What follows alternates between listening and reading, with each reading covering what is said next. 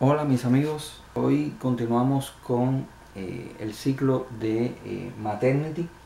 Específicamente vamos a ver cambios fisiológicos que ocurren en la gestante y vamos a específicamente hablar de los cambios que ocurren en el sistema cardiovascular. ¿Por qué? Porque son bien relevantes y son los que más eh, importancia tienen, por eso los preguntan específicamente mucho en el ENCLE. Primero vamos a ver que en el sistema cardiovascular hay un aumento del volumen de sangre circulante. Un aumento de este volumen de sangre se debe a que aumenta el plasma, un incremento en el plasma, y hay un incremento en la producción de células rojas. Específicamente, todo el volumen de sangre circulante aumenta desde un 40 a un 50%.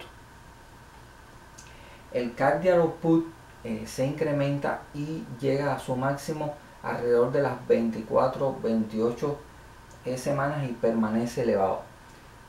Recordemos, el cardiac output es todo el volumen de sangre que es capaz de inyectar de impulsar el corazón a la circulación sistémica en un minuto. Por lo tanto, se da estas cifras normalmente en unas pacientes no gestantes están entre 4.5 o 5 litros, bueno, por minuto. En la gestante llega incluso a 6.2 litros por minuto alrededor de las 24-28 semanas de gestación. Esto es un elemento muy importante. ¿Por qué? Porque debemos de conocer el estado cardiovascular de nuestra paciente por si tiene cualquier malformación, cualquier afección cardíaca, pues debemos de tomar todas las medidas. ¿Por qué? Porque estos cambios son tan importantes que pueden traer aparejados complicaciones cardiovasculares durante el embarazo en la paciente con malformaciones o afecciones de este sistema. Ocurre lo que se llama una physiological anemia, una anemia fisiológica, por lo que les había mencionado anteriormente. El aumento de este volumen de sangre circulante específicamente aumenta más el plasma que la producción de células rojas. Por lo tanto, existe como lo que se llama una hemodilución. Y el otro elemento ocurre en los signos vitales. Hay, respecto a la blood pressure, hay una disminución discretamente durante el primer trimestre y llega a haber una disminución durante el segundo trimestre también. Esto es en respuesta a la disminución del la resistencia vascular periférica, adaptándose el organismo a manejar estos volúmenes de sangre bien altos. El pulso rate se incrementa en unos 10-15 latidos por minuto y se va a determinar alrededor de las 28-32 semanas de gestación. El respiratory rate permanece, este no cambia. Puede haber discretamente una elevación muy discreta porque hay un aumento en el consumo de oxígeno que puede llegar hasta un 20%. Aquí les puse un ejemplo de el síndrome, el supine hypotension syndrome. Es el síndrome de hipotensión supina.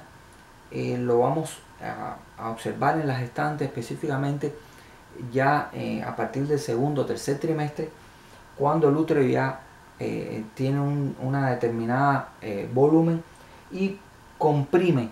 Cuando acostamos a la paciente en decúbito supino, hay una compresión aortocava y esto disminuye el retorno venoso, va a provocar cambios en la paciente, puede tener fatiga, mareo. Y la causa es como el aumento del útero, pues hace una presión en la vena cava con la paciente gestante. Cuando la colocamos en posición supina, esto produce una disminución de la blood pressure, particularmente segundo o tercer trimestre, produciendo lo que nosotros conocemos como disness, mareo, síncope, y por tanto tenemos que instruir a la embarazada para que evite las posiciones de la posición supina, y entonces esto se mejora con una ligera inclinación tighten a la paciente sobre el lado izquierdo, para evadir el síndrome de hipotensión supina. En algunas ocasiones hacen preguntas que se refieren a este síndrome. Y aquí les traje una NCLEX question específicamente relacionada con el tema. Una enfermera que está describiendo los cambios cardiovasculares que ocurren durante una gestante a la cliente, y debe entender cuál de estos cambios es normal en el segundo trimestre. Un incremento en blood pressure.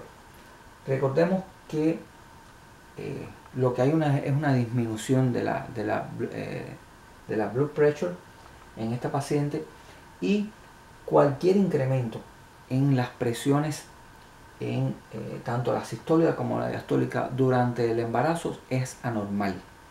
O sea, un incremento de la presión arterial media, y específicamente cuando ocurre después de las 20 semanas de gestación, ya hay que descartar la preeclampsia.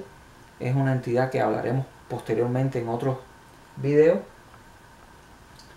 La segunda opción es un decrease en la producción de células rojas.